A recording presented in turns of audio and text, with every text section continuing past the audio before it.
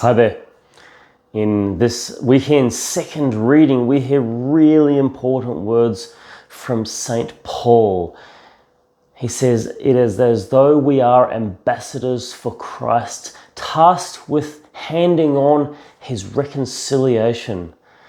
This is thoroughly consistent, friends, with our mission as a parish to be a vibrant community that actively accompanies people to encounter Jesus. That is our mission.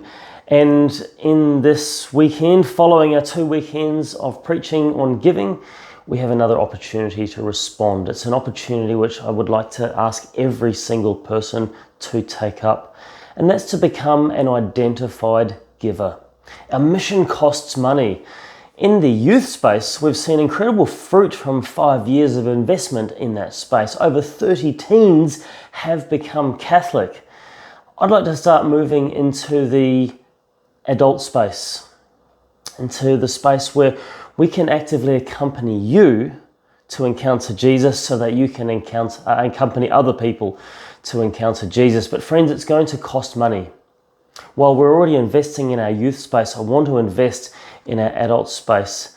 And so I'd like to ask you to respond to this time of discussion about preaching during the season of Lent by becoming an identified giver. This weekend on the pews in all our churches, we'll have pledge cards. These pledge cards offer you an opportunity to make your pledge. You may be familiar with the traditional planned giving program with the envelopes. And friends, this is really no different. The only difference exists, we're trying to encourage people to move away from cash to electronic giving.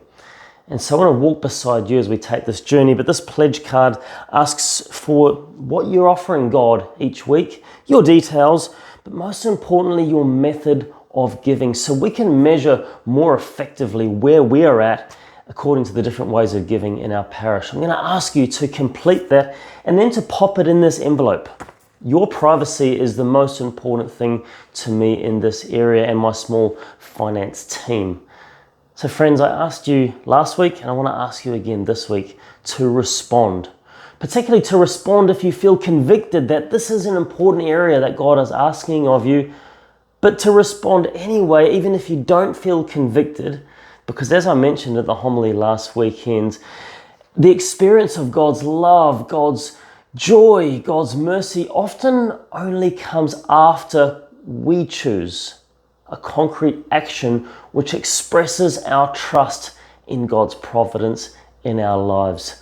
May God bless you as you humbly discern your approach to sacrificial giving in our parish.